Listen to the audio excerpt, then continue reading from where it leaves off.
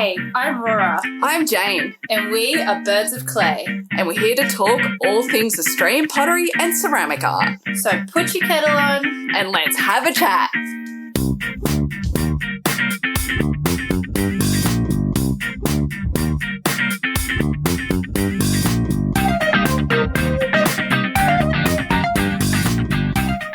We would like to pay our respects to the traditional custodians on the lands on which this podcast is recorded. We acknowledge the rich history of art, craft and storytelling that has been occurring for millennia, and acknowledge elders past, present and country as provider, protector and guide.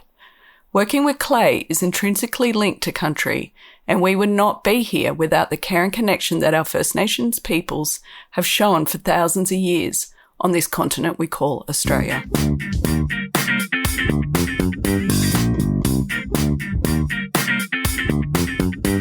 Hi, Rora. Hey, Jane. How you doing? Yeah, all right. Yeah. How about you?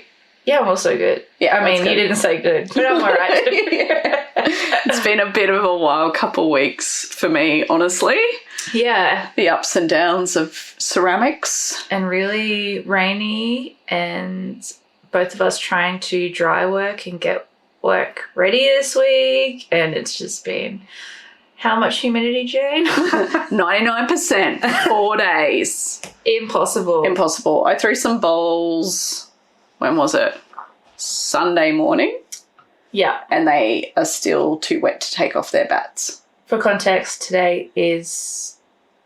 Thursday. It's Thursday. That's a really good idea. Damn, Context. that's a long time. It is. They're probably okay now. The sun's out today, so... Yeah. We can probably trim them today. I also threw some bowls this week, probably 5 days ago, whenever that was, and left them out. Didn't put them in the cupboard, nothing.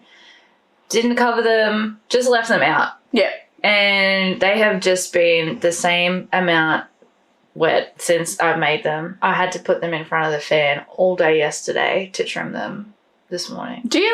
How do you do that? Because I always worry one side's going to dry quicker than the other. It's you just kind of rotate them? Yeah, like every couple hours I'll rotate. And it's been fine because I think when it's really dry, like the air's really dry, that becomes a problem. Yeah. But because it's just been... 99% humidity. Yeah. That wasn't an issue. Yeah. So.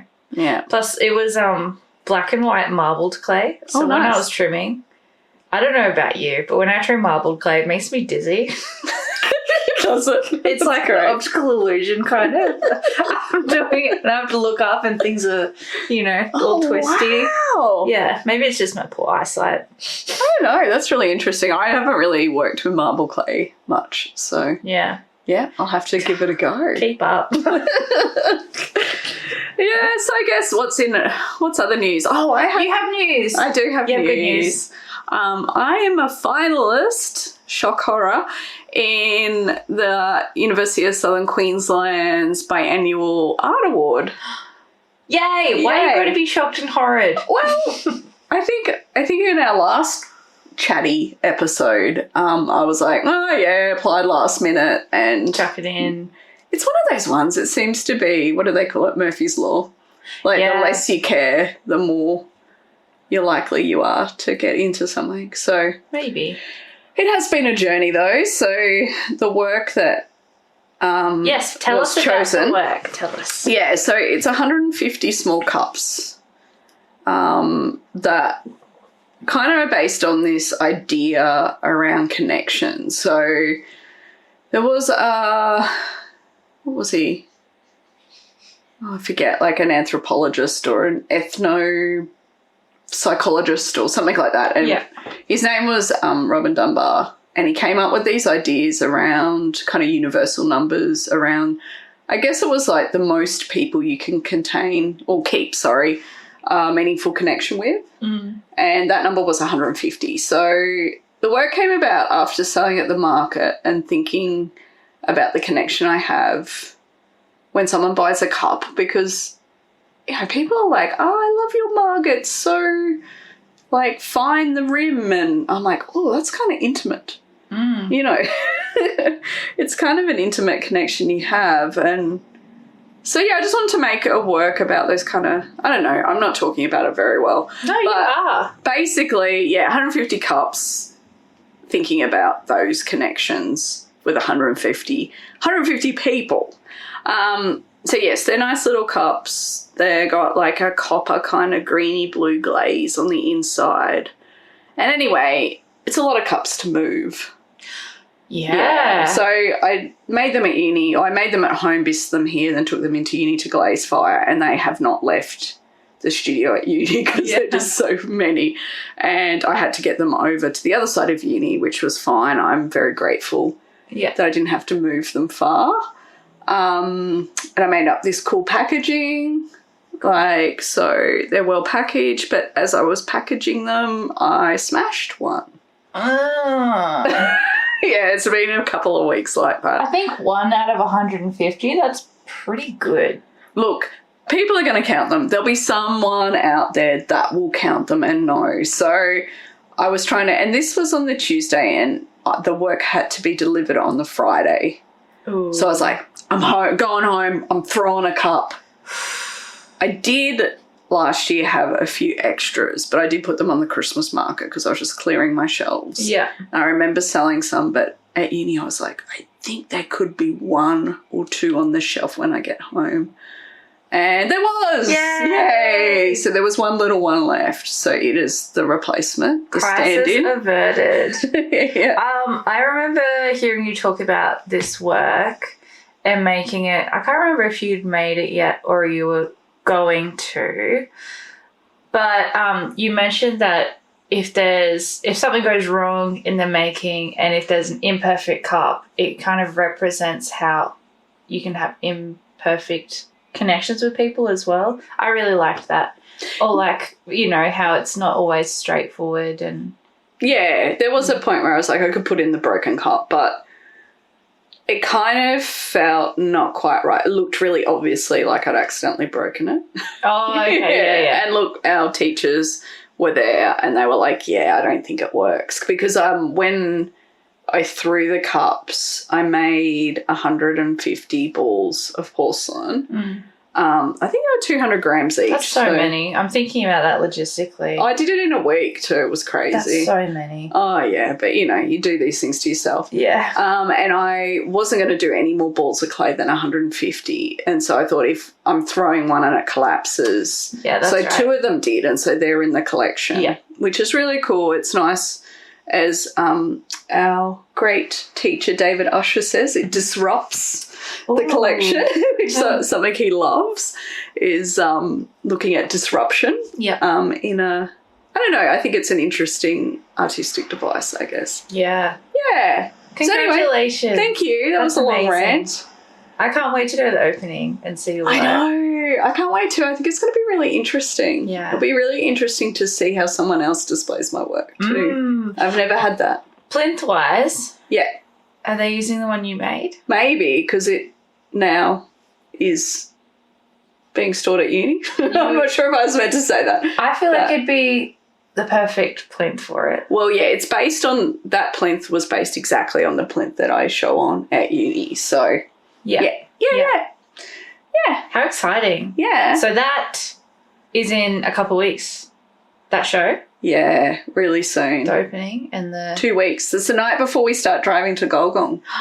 Golgong, which we have, I realise, mentioned on here before, but not really explained what it is. Well, I don't really know what it is. No, I know it's a play. It's a fun play week. We don't know what to expect. Yeah. But Mum was listening and she mentioned, you need to say what Golgong is, because if someone's listening and doesn't know, like me, what is Golgong? So it's basically, it's a clay festival in Golgong, New South Wales. Yeah, it's not far from Dubbo, I think. Yeah, runs for a week, and it's run by Mansfield Ceramics. Yeah. And at the end, there's a breakfast and a tour through Janet Mansfield's property and studio. Yeah, and an unpacking of the big wood kiln. Yeah. Which I can't wait for that. Me neither. I know. Someone was like, maybe we should come home early. I'm like, nah, that's the day. Who said that? I don't know. It's just like, because people have to come back for work and stuff, I understand. But I'm like, no, let's travel back the next day because I think that day looks like it's going to be the best. The whole experience. It'll be great. So what are you expecting? I'm expecting lots of potters. And demos. Keith Brymer Jones is coming, and there's going to be a throwdown under. If anyone listening has seen the Great Pottery Throwdown, it's like similar format to that, just in a week.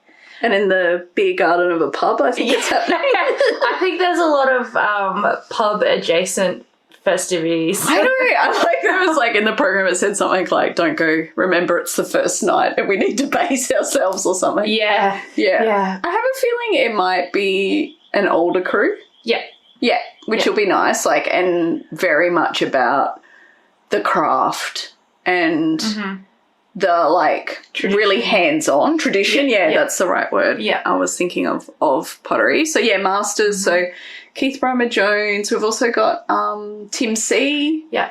And there's other potters too. There's so many. Who's the guy with the gloopy glazing? Brian Roachfit. Yeah. I am really excited.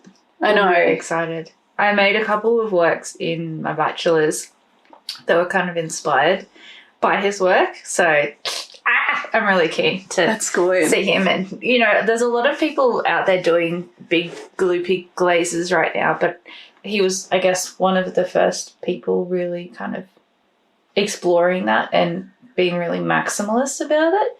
And I really am keen. Anyway. No, that's cool. And it seems that people do talks and... Yeah, like there'll be, talks and maybe panels too. Yeah. The program is really dense. It is, I know. We're going to have to pace ourselves. Yeah, I'm a little bit overwhelmed. Yeah, I think it might be one of those things that we just go and it'll just flow. Yeah. And we'll move with it. So by the time we upload this episode, we've worked out that it will be a week post Gulgong. Yeah. So if you're listening, we have already been and gone and done the thing. And we'll let you know how that goes. In the future. We are in the future. Yeah. And we're camping, so I really hope it doesn't rain. Yeah. But it'll be fine if it does. Yeah. We're tough. Should we get some wellies? I always get blisters. I haven't owned wellies since I was a kid. So yeah. For those that don't know what wellies are, gumboots. Gumboots. It's like English roots. Yeah. Weatherproof shoes. Yeah. My work boots are pretty good. Yeah. I've been wearing them the last 4 days to everything because everything's been so wet. But yeah, and I think it's like a 20-minute walk from the campsite to the town or to the festival, so that should be all right. I was thinking about taking my pushy, also known as a bicycle, because I thought that'd be kind of fun just riding around. Yeah. But I'll be like, see you, Jay. Yeah. I'll be like, see you there. Can you get those little like stands that you go on the back and someone can stand on the back? We get pegs. It'll be me. I'll stand on the We can wear helicopter hats. And have birds of clay. Yeah, we could have like a flag at the back saying birds of clay. Yeah. Tell everyone we're from and regional Queensland. A smoke machine. Streamers off the handlebars, clickety clacks. A basket on the front. I already have one of them. Oh, do you? Yeah. Cool. No, I used to have a milk crate zippy clipped to my like back of my bike. Yeah. Because I put my little backpack in there. Cute. That's when I lived in Melbourne. It was great. Good. Yeah. Wow. We got off topic, but that's good. Gulgong's going to be fun. It is going to be fun. Yeah. We're going to get some shirts. Yeah. When I say some shirts, no, not merch. No, we don't We're have not crazy. money.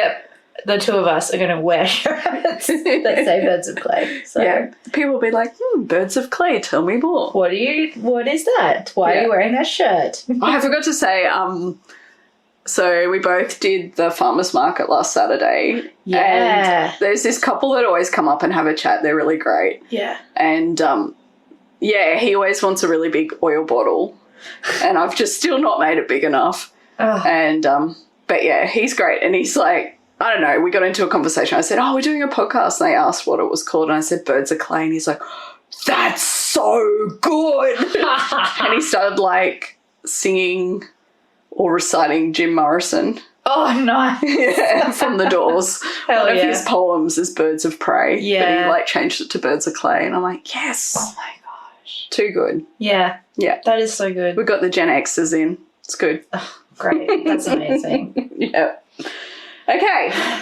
Is there any other updates? I don't know. Maybe. Yeah. I mean, I've had lots of disasters, but I don't really want to go into them. Yeah. Glazes bubbling and dripping, and in the future I will share, but right now trying to move forward. We have a glaze firing on right now. Mum's at home monitoring the kiln. Thanks, Mum. You're a legend.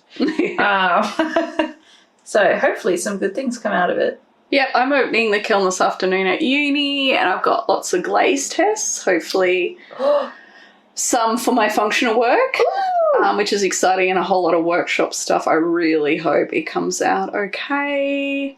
There's something about firing other people's work that you just really, I feel more vested. Puts the fear in. Yeah, it's just they put so much care into it. Yeah. I think we spoke about that in the kiln episode, actually, yeah. Yeah. And you're like, your first pieces are really precious, so. Yeah. But yes, okay. Today's episode. Yes. Is about, today we're going to talk about putting your work into the world.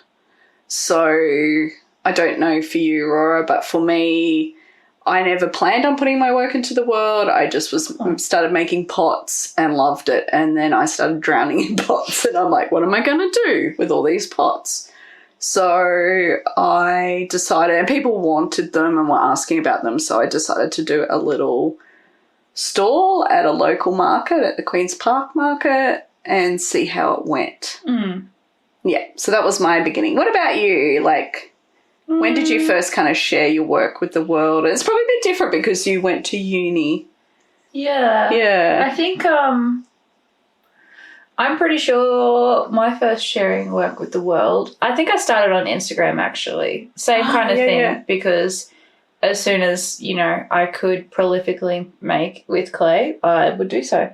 So, you know, I would make as much as possible at uni, fire as much as possible, because I loved it. And I was always thinking too, how am I going to do this to support myself? How can I do this full time? So I was always wanting to, I guess, try selling. So my first few times I sold work, I did Instagram story sales. Yeah, cool. And they went really well. Like, I would just get people DM me to buy stuff, and I think I found it easier selling work back then. Like, just because maybe my excitement really, and I guess freshness, really translated into those, because I was always really excited to post, and, you know, maybe that showed. But I would always like sell a few things, so it was great. And then eventually did my first market. Yeah, cool. So, did you, in that time though, did you exhibit anything to the public, or? I'm trying to think time-wise when all this happened. Yeah. I feel like I did my first I have a really like weird memory. I don't remember things in a linear way. It's okay. It's just like sticky notes in my brain. So, you know, I think I did my first market like end of 2019 maybe. Oh yeah. Yeah. I feel like that was it. So where was that? What market? Plainlands. Oh yeah, cool. Like a local market. Yeah. So that was great, and it was right next to my workplace where I worked. So there was an orchard next to the pub, and the pub would lease it out to markets once a month. And so everyone I worked with was really excited, and they came before work to buy pots, and it's still one of my best markets I've ever had. Yeah, it's really nice. It was great. So if I could have a market like that every month, I would be so happy. I think I made like $800 in a few hours. Wow. And my prices were really low too, because it was all like my first like batches of work. So mostly mugs. Well, that's so nice though. Like, it's nice. Yeah. It's a good old supportive family and friends, hey? Yeah. Yeah. But, you know, friends are amazing like that. They'll just come and support and show their support like through buying things. And they obviously can't do that every week. So. Yeah, it's true. Or every market. But yeah, that was a really good way to start. But I did share the stall with a friend, and she wasn't local, so she didn't really have that many sales. So I felt, not great. But that's hard, hey? What can you do? You can't really. Yeah. Yeah, putting work out into the world. That was an exciting debut. Yeah, that's How did your first market go? I'm like, I don't remember. It's funny. I think it went okay. I did the Queen's Park and I sold a few things. I don't know. There's something about, and it's not just selling work, but it's getting that feedback that really drives me. I know that, like, I feel like when people say nice things about my work and buy my work, I'm like, oh, I'm doing something okay. Yeah. One issue I'm working on in life is not relying on external, what do you call it? Validation as much as I do. But there's something about that external validation. I think as humans, we all need some external validation. But yeah, I think at the market, like just having people being like, oh, I love your colours, I love this, I love that, it just made me go, oh, it's okay, and kind of went, oh, I want to do another one of these. And I feel like as makers of functional objects that people use, that's really important that people like it. So when you hear people like it, it's like, oh, well, maybe you'll buy it. Yeah. I think I probably sold work before I was ready. Okay. In the standard of it. Oh, I look back at the first work I sold and I wonder if I should have even fired them. Yeah, I know.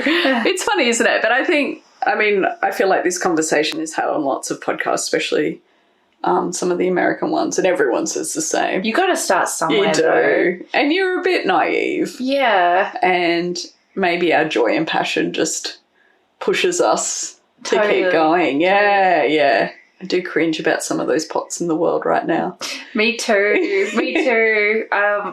I found an old mug the other day that just, hangs around the studio. It was in like a corner in the fernery or something.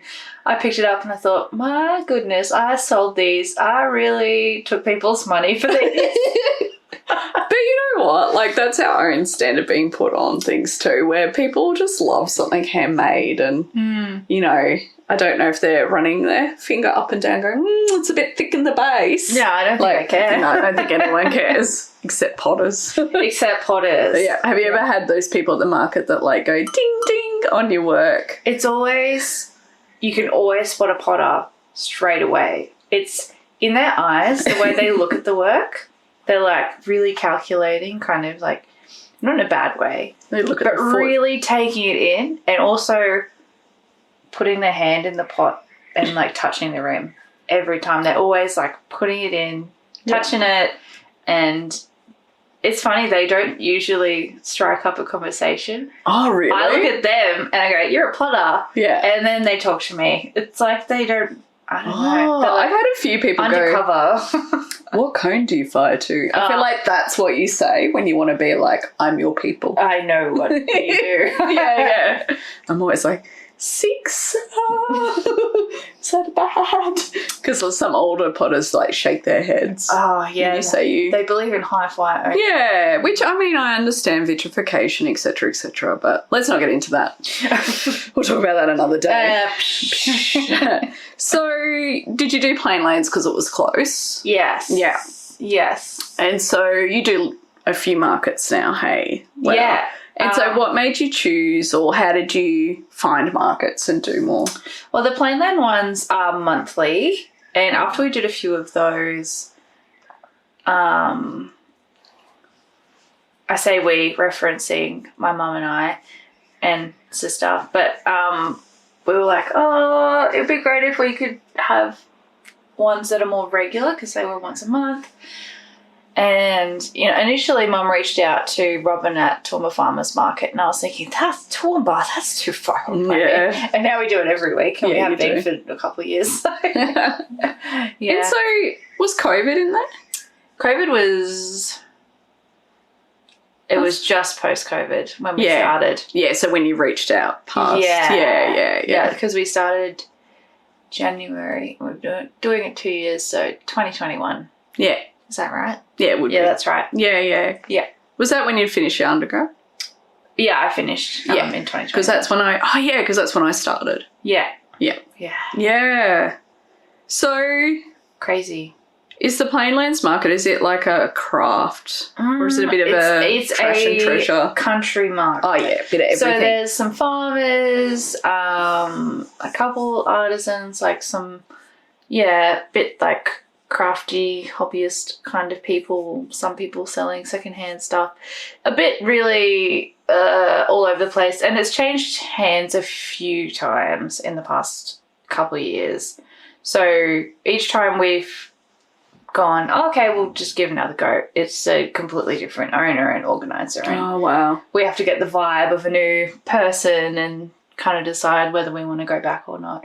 But right now, we've been thinking we really do want to do local markets again. So we'll be doing Gatton markets every month. So that's one Sunday a month. So, yeah, nice. Yeah. It's just a lot to commit to doing a market. Oh, yeah. It's just... And you already do one once a week. It's so much energy. I know. It's so fun, but you just never know if it's going to be really dead. Or... It's a lot of social energy. Yeah. I forget that. Like, at the end of, like, doing the farmer's market, I'm like, I just need to be quiet and lie down for a minute. Yeah. I was actually thinking about markets on the way here.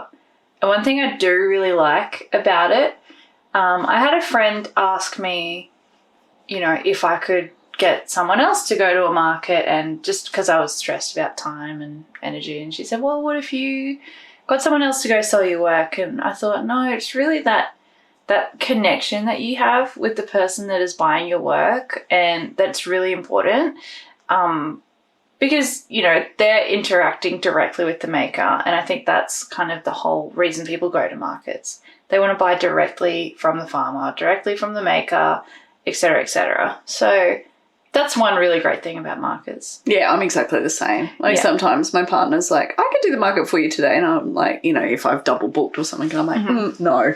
Yeah. I'm like, no, I have to be there and talk about the work I make. And my customers. It's funny, isn't it? Yeah. I mean, maybe I'll change, but yeah. Have you ever done any, like, art markets? No, but I want to. Yeah. I feel like because we probably both got into selling our work at markets in the COVID era. I don't think Finders Keepers happens anymore. It was a big one in Brisbane.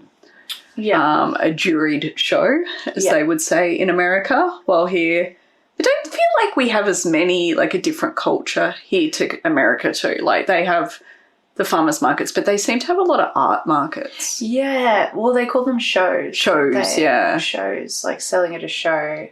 And I always think, what is that? And it's basically a big market, isn't it? Yeah, I think so. And I think Finders Keepers and the handmade markets and that. And I guess because we're regional again, we would have to go to Brisbane for those big shows. Yep. But I know I had a friend, it was my cousin's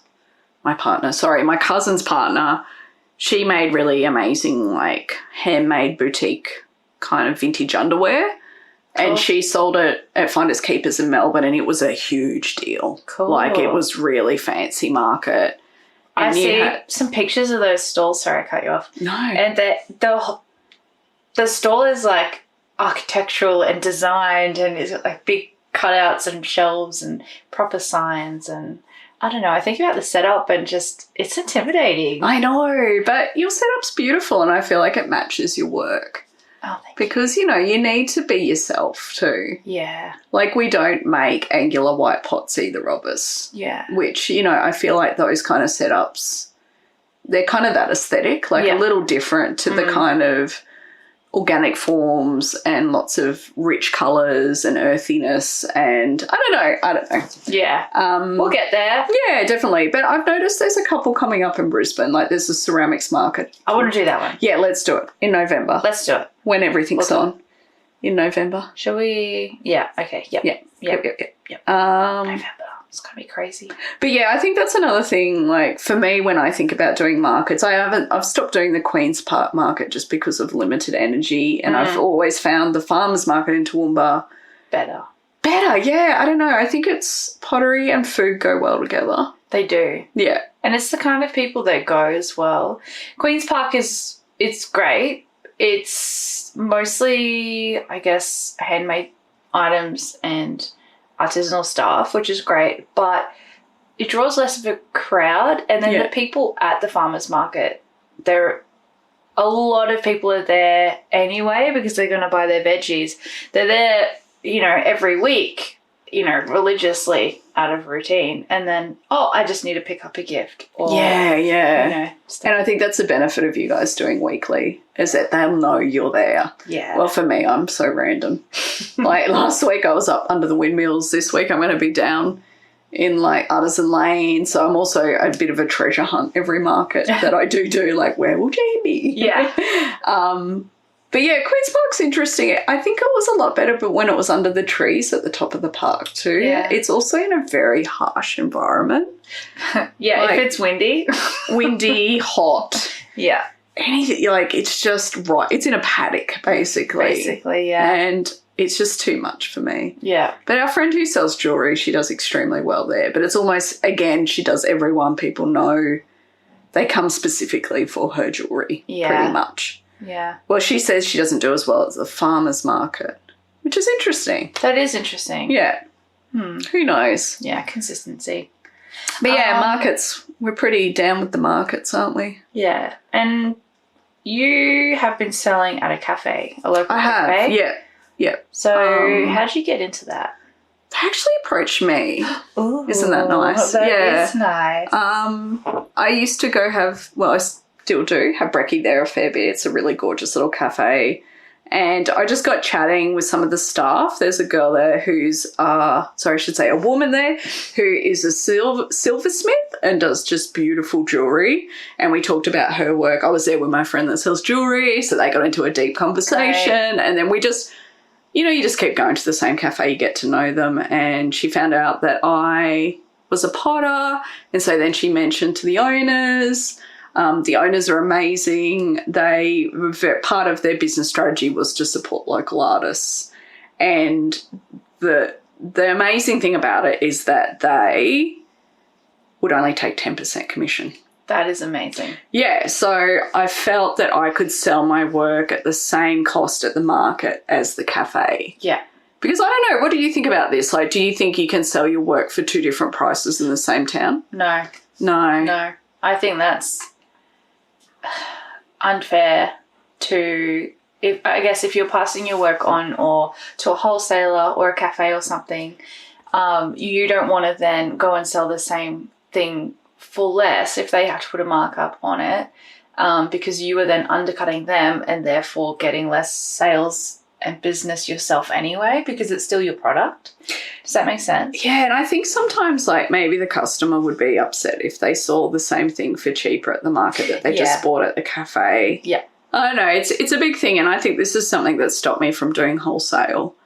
Because, I mean, and I'm okay, like, if I'm okay selling on commission, like, I felt happy in that environment. I know some people don't like selling on commission because basically you've made work and it's sitting there gathering dust, literally, sometimes till someone buys it. Yeah. So, but in that situation, because the commission was so low,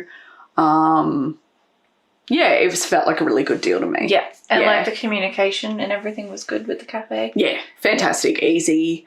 Very relaxed. I trusted them totally, which I think is another good thing. Like, I ended up making business card holders for everyone there because they were like, I made one for my cards that sat on their bench. And to be honest, through them supporting me is how I've created a business. Yeah. Like, if I was just doing a random market here and there at the farmers market like I do, I wouldn't have the customers that I do that know my work from the cafe.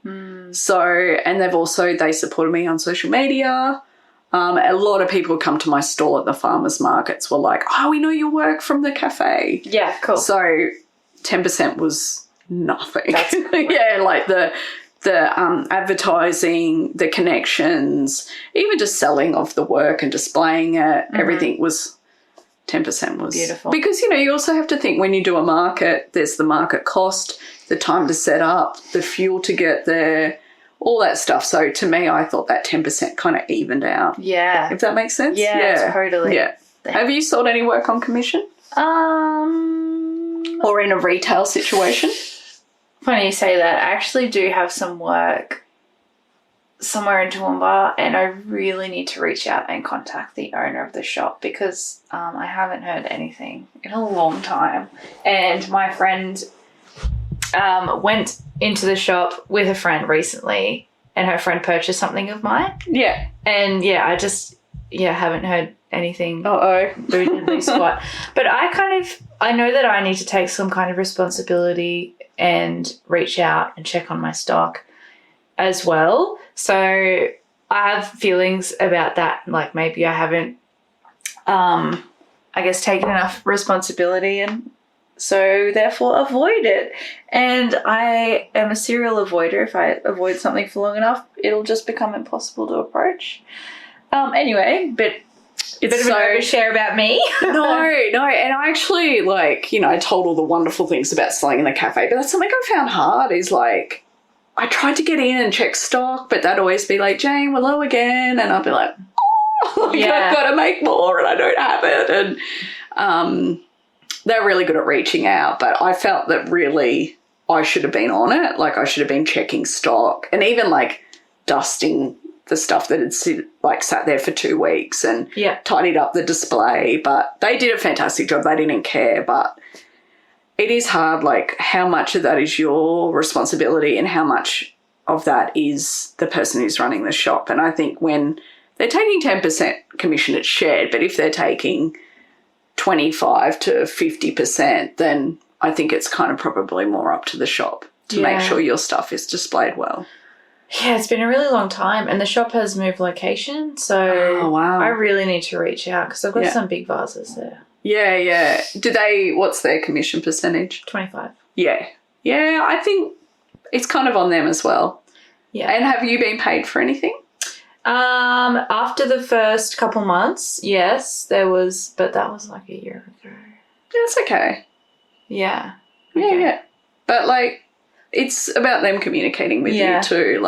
Yeah. I don't know. Maybe I'll have some help from you after this. Yes. How to reach out. We'll go for a drive. Knock, knock. Yeah.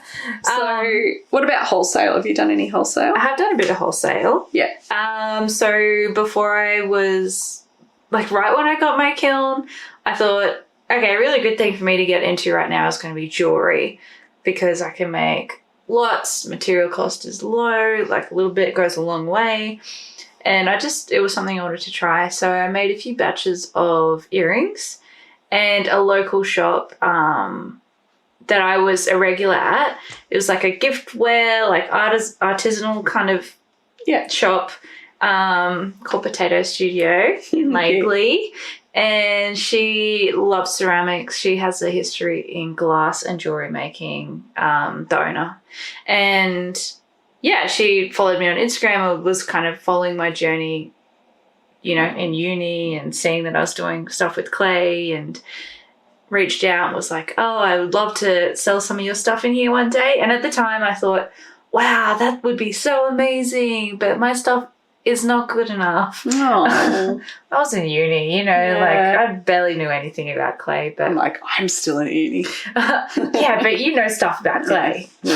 And you nerd it out. And so I was making jewelry, and I thought, okay, this stuff, I'm happy with this. So I reached out to Nicole, the shop owner, and I just had some questions about wholesale that I messaged her. And she very kindly said, okay, let's meet up for coffee one morning before the shop opens. Or actually, I think it was a day off. Anyways. So I took some of my pieces. Excuse me. Took some of my pieces. We sat down and she was talking about, because she used to wholesale jewellery to galleries and stuff all over Australia. She just kind of broke down the process for me, saying, generally with wholesale, you do minimum orders, like either a minimum number or a minimum price. You can put a maximum in there, whatever works for you. We talked about, you know, the metals and the materials used in the jewelry, like process of making. She told me I need to break down my time, think about how long a pair takes to make. Like, she was great, really helpful. So yeah, just worked some stuff out with her, and she ended up buying, I think, three batches of jewelry, you know, a few $1,000s at a time. So that was great. Really good. That's amazing. And so did you have an agreement with her on, like, the markup? Like, was it 100% markup or? Yeah. So I always forget how those percentages work. Like, did they double it? Yes. Yeah. So the way she explained wholesale to me, she said generally you put the cost and a recommended retail price, and it's usually half of your recommended retail price plus like 2% or 20% or something for GST. But then it kind of goes into, but if you're not registered for GST, you don't need to put that in. So if I had a pair of studs that I wanted to sell for $20, I would wholesale them for $10. But if I was registered for GST, I'd put the recommended retail at $22 or something like that. Okay, yeah, that makes sense. Yeah, this was a while ago, but you know, it was a great outlet at the time. So yeah, and I would like to go back with some mugs, but I've kind of been waiting until I have my stock levels in a good place before I go to any shops. So yeah, that's a good plan. Yeah, I know. Hopefully. That's something. Can I be really honest? Yeah. I really struggle with stock levels. I don't know why. Like, I just had my first market of the year and I had basically nothing on there, and I had 3 months to make stuff. I don't know why. Like, why am I like this? You've been studying. No, it's true.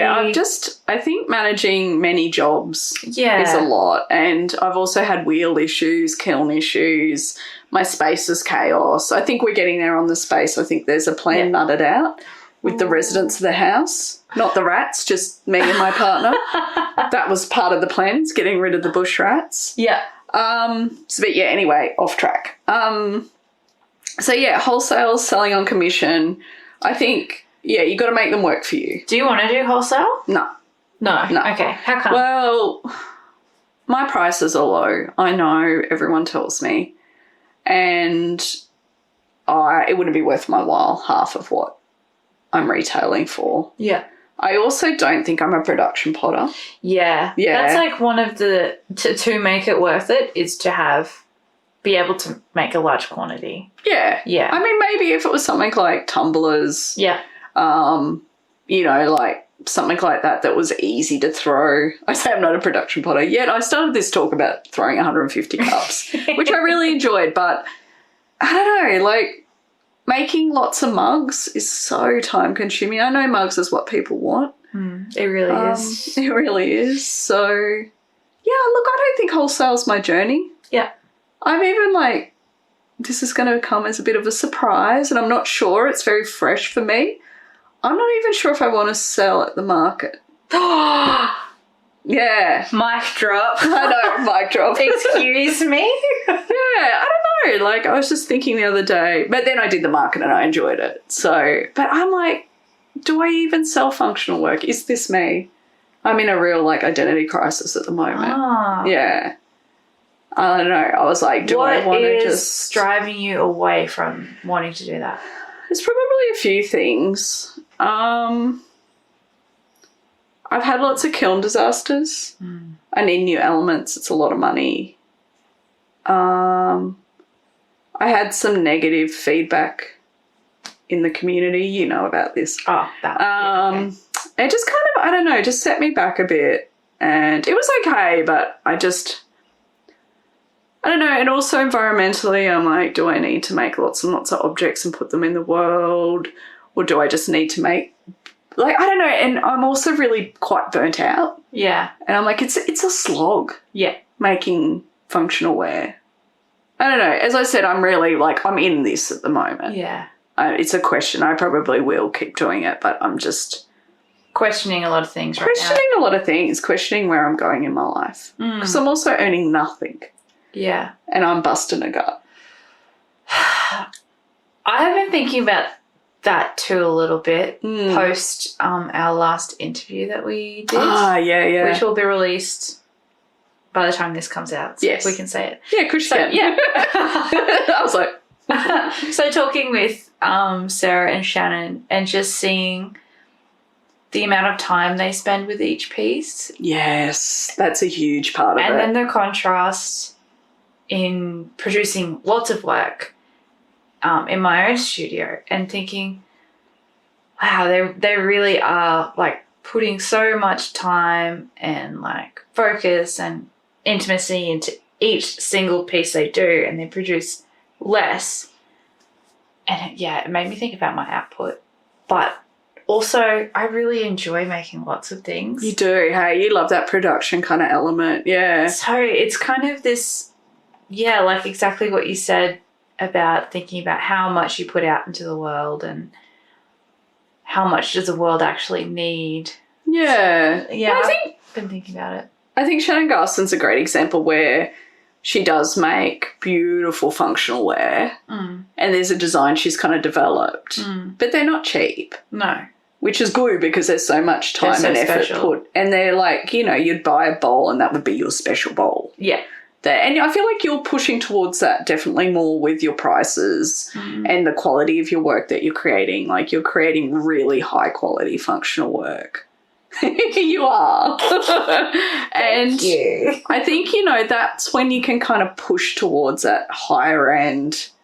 I don't know, but then at the same time, I'm like, but I want people like me to be able to afford it. That's the conundrum, isn't it? It is. I've been tossing the pricing in my brain over so much. And then, I don't know, thinking one day, that is too much money for a mug. And then another day thinking, but really it's not enough because I'm not making enough to live off right now. I know. And I was listening to Aussie Potter's Clay Chat. Oh, yeah. And it was the interview with Box and Hoe Ceramic. Ah, yes. And I don't remember that lady's name. Anyway, it was something that the Box and Hoe Ceramic lady said, that if you are spending all your time and effort doing something, selling it, but not making enough to live off, then something's wrong. Yeah. So I've been thinking about that a lot. Really needing to, I guess, take my work to more places, but on that journey, having enough work to take to other places.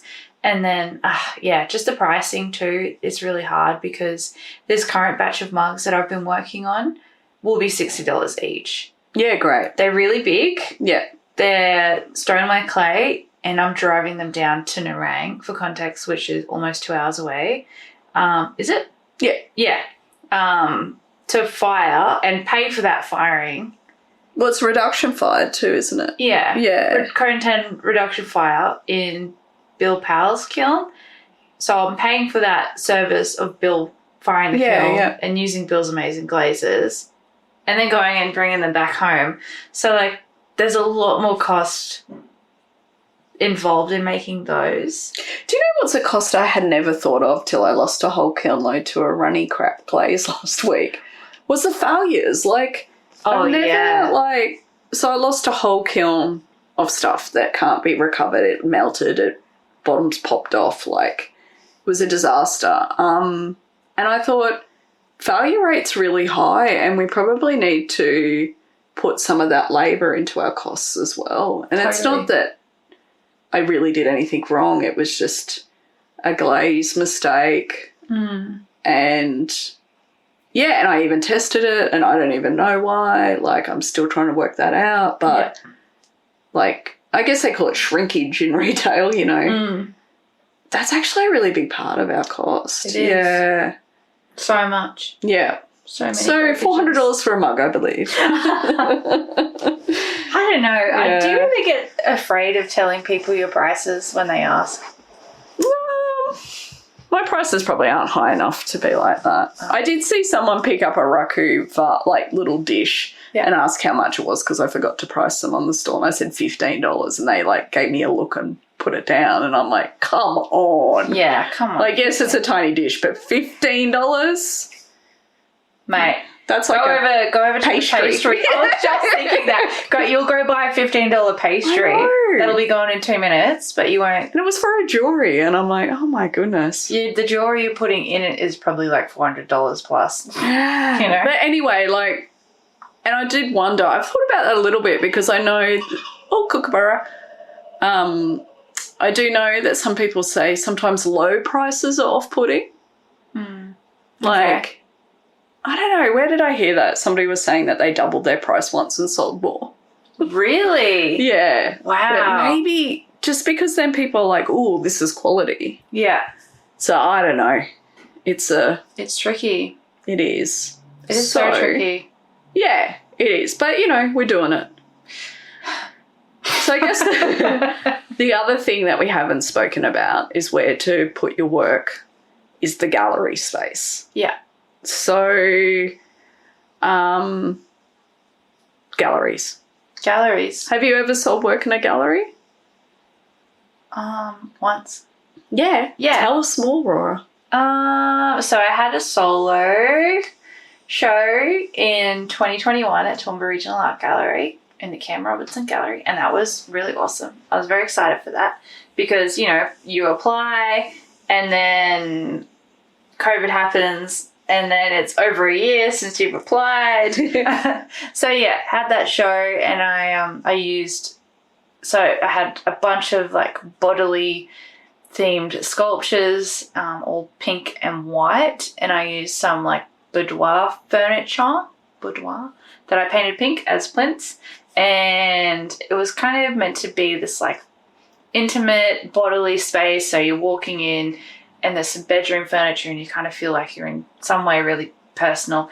Anyway, so yeah, I had a collection of smaller pieces that were a bit sculptural, and I had this one little vase that I'd made on the kick wheel, and it had two little handles on the side, and from the mouth of the vase there was a finger coming out and like scratching the surface of the vase. That's great. And there was like this pink drop of slip coming from the scratch. Anyways, that sold. I think the commission was 30%. Yeah, it says 25? Maybe. I think drag's normally 25, but yeah, maybe 25. Yeah. But yeah, that was very exciting. I kind of went into the show expecting to sell a few pieces, but only one sold. But that's okay. Yeah. I still have them. They're all in my studio. Yeah, collecting I love dust. them. Yeah, I think that's the thing with the gallery is that you can have a whole show, and whether things sell or not is really, who knows? I think you can't go in expecting things to sell. No, especially when it's conceptual work and not something that's easy. Yeah. You know, like that work's not easy. So hard to move it along. Yeah, but you know what I mean? Like it's heavy work. Yeah. It's got a lot of emotion in it. Yeah. And so to have that in your house, you would have to be a certain type of person. Mm-hmm. It's not like, oh, look, a nice blue bowl. Yeah. You know, like... Sam calls it my vagina sculpture. Oh, the big one. And I say, Sam, they're not vaginas, okay? They're mouths. Yeah. But I can get that too. Like I guess from far away, they do really look very feminine, you know, a certain way. And that takes a kind of person to want that in the house. Yeah. And it's also like, again, we live in a regional area. There's not the collectors. There's not the, I guess, probably more of an audience in the main cities and the capital cities that are excited about vagina vases. Yeah. Yeah. Yeah. Have you sold work in a gallery? Yeah, I did recently, but, you know, this is an interesting story. So in our group show. Yeah. We had our group show. I know we've talked about it a lot. There was a few pieces across the participants that sold. Yeah, cool. I had my tiny little dogs for sale and I put $20 each on them. Yeah. And I think I sold 10. Yay! 8, 10, something like that. Oh, great. Which was really nice, but now this is the dilemma because I sell them for $15 on my market stall. Uh-oh. But then I thought I could put, like, market stall special. Yeah. Yeah, because it is the gallery and I don't know. See, I think that is totally acceptable. Yeah, but it's hard. And again, like, a friend shared a piece and a small animal sculpture of another artist, and they were selling it for $400 that were kind of the same size and shape. Very different, but the same kind of scope, I guess. They're much better known. And she's like, look, $20, Jane, not enough. But the conceptual underpinning of that work is that I want people to have them in their lives. Like, I want those little dogs to live in pockets, to live in... You want them to be accessible. Yeah, and I want people to interact with them. I don't want them to be an art piece that you put in your cabinet. Yeah. I want them to sit on the computer, like, you know, on your computer thingy. Yeah. And that you can feel them if you're feeling a bit stressed. So I wanted them to be affordable. Yeah. That show was so much work, and I think I made, like, they took 25%, so I think I got, like, $120 for it or something. Oh. So, you know, like, and that's something selling things for $20, Jay. But, yeah, I don't know. I don't think they would have sold if they were dearer. It's really difficult to price that kind of stuff, hey? Yeah. And I think something that our town is now missing is we used to have a gallery shop, which I know a lot of our friends and fellow potters / ceramicists sell their work at museum or gallery shops. And this is a really interesting space that I think it's also a bit like Artisan, you know, the shop in Brisbane. It's this kind of a gallery space, but then also kind of can be functional. It kind of sits between those two worlds. And that's a space I'm quite interested in. Yeah. And what do you reckon about that? One of my favourite things about visiting galleries in the city is going to the shop after. Yeah. Because they have books, usually like the new clay book that I can go and get, and they have local makers displaying their work, and I love buying a piece of local art. So, yeah, I agree. We are totally missing that. Yeah. Yeah.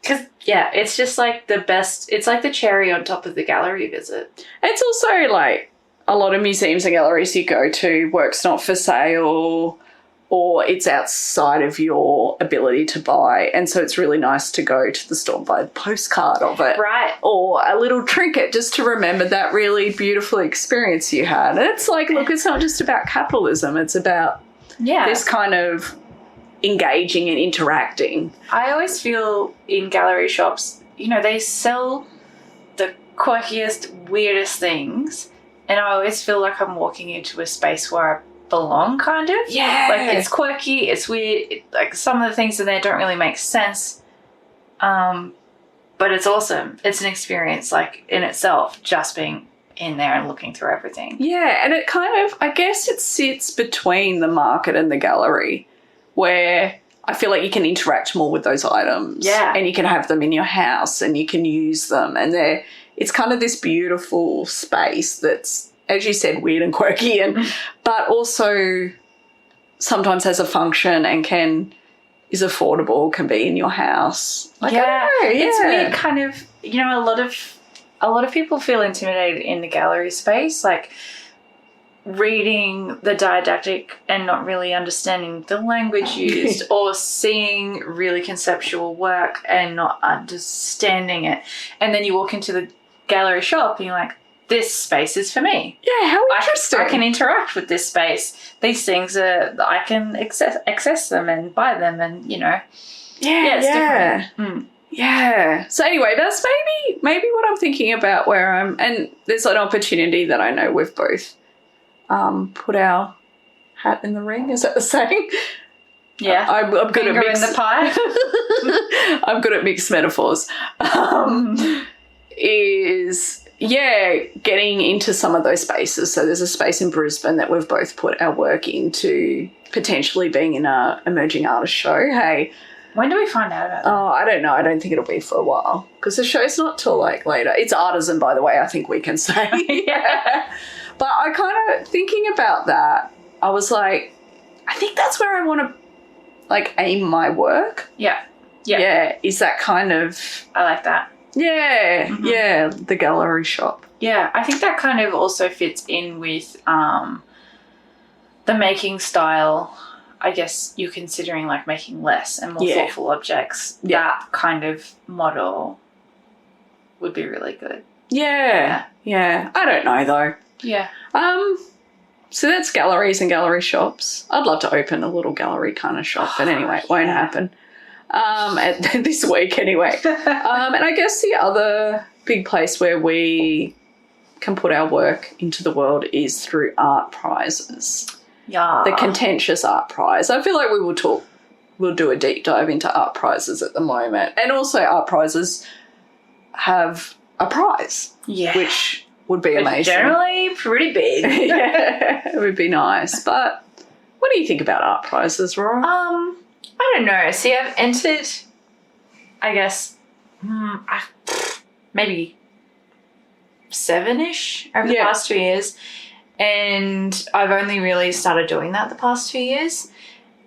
Initially, I was really scared, I guess, putting my work out there to be judged, right? Because you're sending it to a panel of judges and they are then deeming it worthy of being a finalist or not. So that whole process really intimidated me because, you know, there's a lot of, I guess, myself and my emotions and like my personal journeys in the concepts of my work.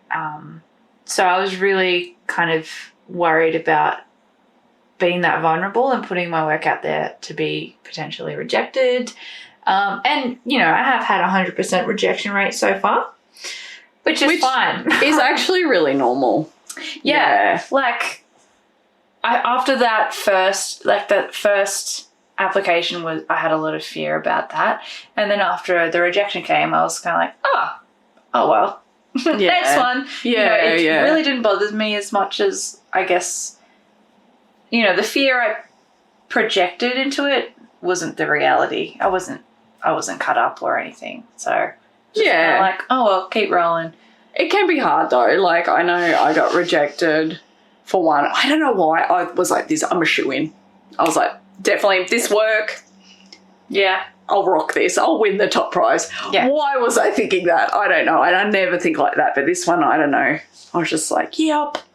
And I didn't even get a rejection letter. I got an email saying, oh, the finalists are on this website. And I was like... So you have to go to the website and like scan the 500 names. No, there wasn't that many, but it was like 100 out of 300 that were finalists or something, and I didn't get in. And I don't know. I found it hard. Yeah. Yeah, I really found it hard, which I realised I shouldn't have, but I don't know. Rejection is hard. It doesn't matter how much you know. Yeah. It's like inevitable.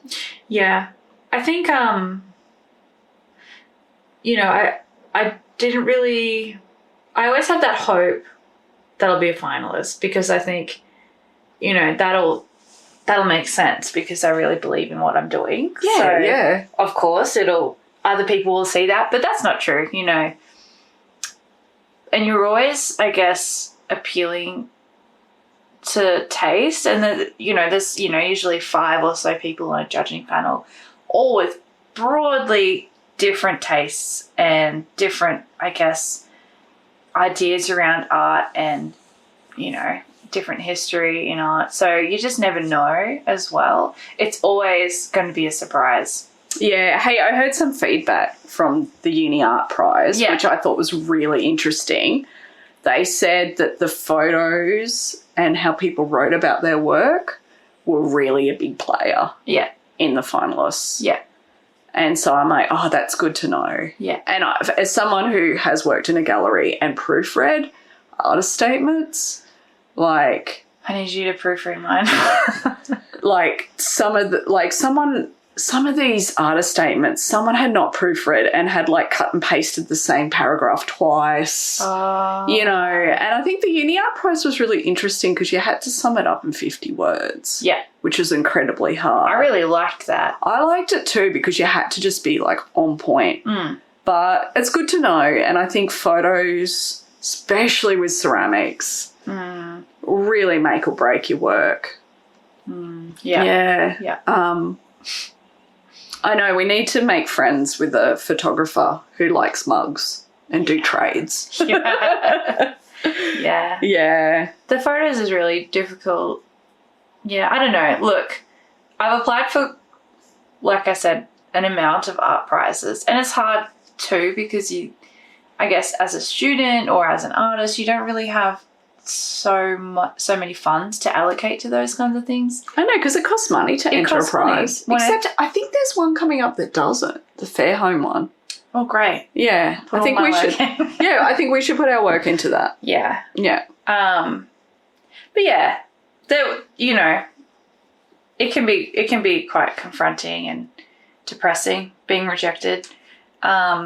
It's also different work that we're putting into this than what we're selling on the market. I mean, I feel like we've just taken that as a given, but for those listening, like, it's a very different body. Yeah, we're not work. entering mugs. No. I mean, it'd be nice to be able to create a mug that could sit in that space, but at the moment I don't have anything. But yeah, and I think when we do make these big works, we're dealing with our own emotions and big stories and baggage, yeah.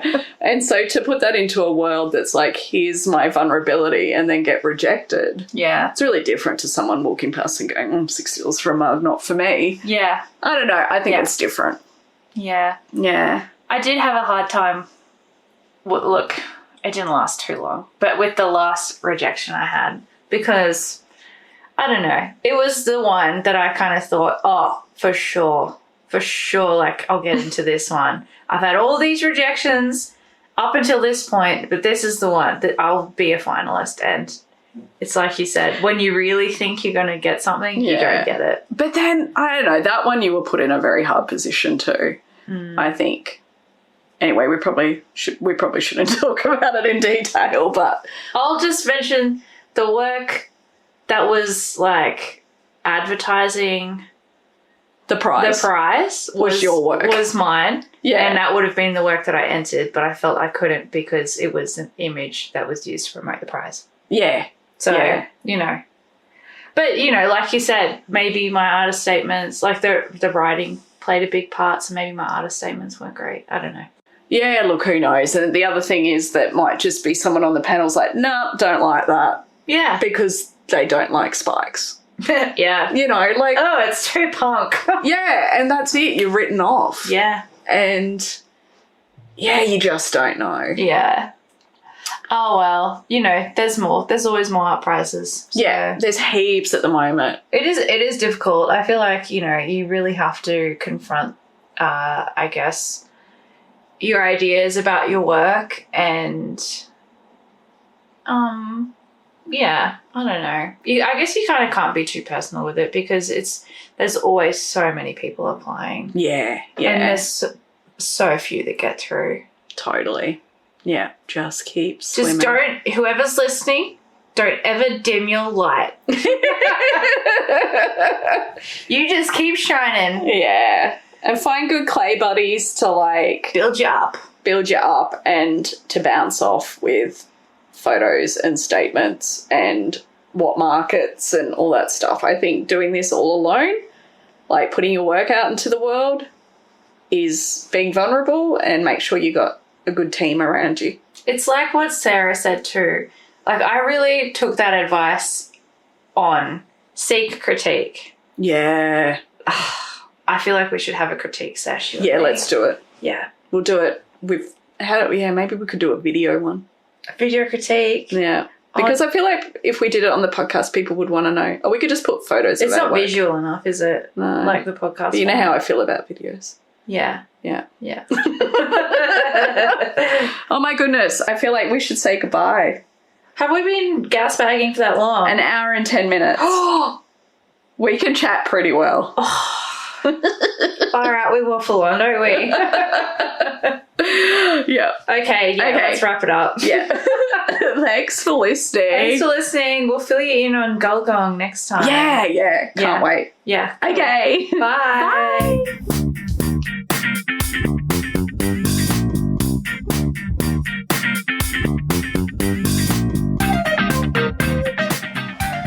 Thanks so much for listening to this episode. We hope you enjoyed.